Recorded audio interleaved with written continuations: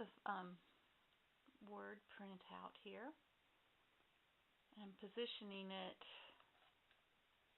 so that the word is about in the middle of the canvas, because that's what I'm seeing in my mind, is that we're going to put the word very close to the middle and mark around this rectangle.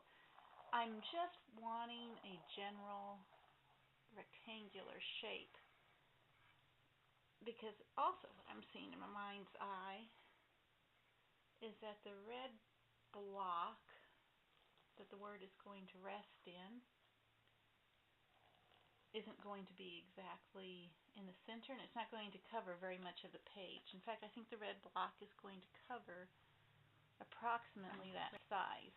And again, I'm just going to take my red and squeeze it out right onto the canvas. Not very much though. This one I'm going to be a little more careful with as far as my brush. Oops. And I'm just going to spread it around. And I want it have more coverage in the center and less coverage as it goes out to the side. And I don't know, it might have sort of an explosion effect here.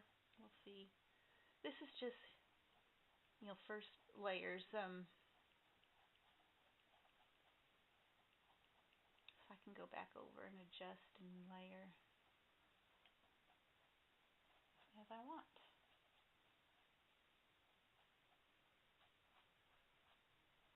I'm just pulling the paint out to the border that I made with the water-soluble pencil, and I'm kind of running out of paint.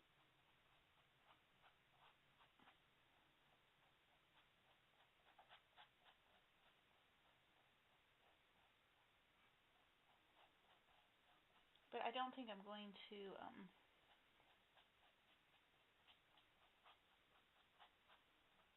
the canvas paint on the surface. It looks almost purple, where it's super thin and the blue is peeking through the red. It looks purple, and then some more pure red streaks coming through. I'm liking that look.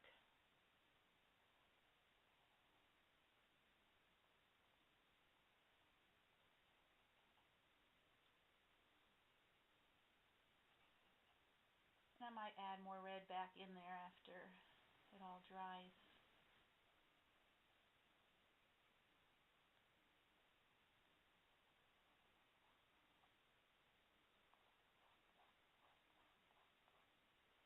I might come back through that area and the edges of my rectangle with my feather brush later, and try to go around the edges and get that look.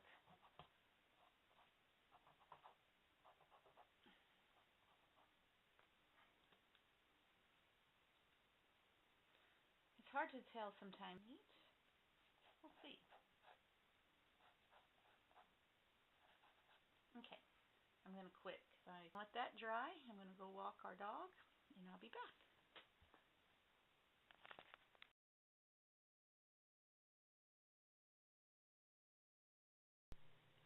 Okay, the red paint's dried, and I've already taped my print font over the red paint because I like to measure it, if you remember from my other tutorial. And I have some artist's graphite paper here, and I'm just going to slip that under. And I do not cut and paste these font letters. For some reason I just like the way it looks when it's painted directly onto the canvas.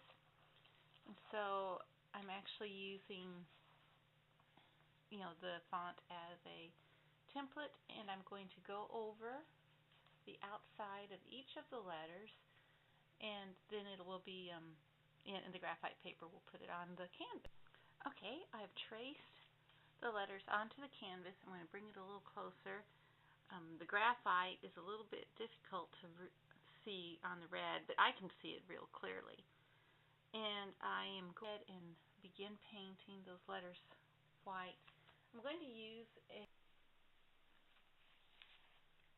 hold it up because the light is glaring onto the canvas.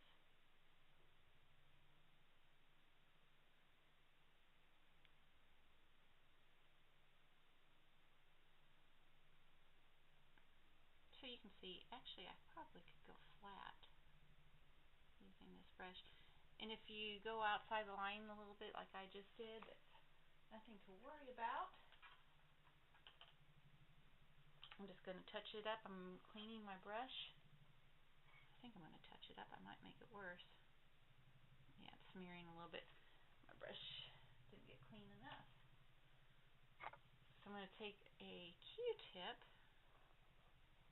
and dampen it a little bit and run it along the side. And that ought to take it out.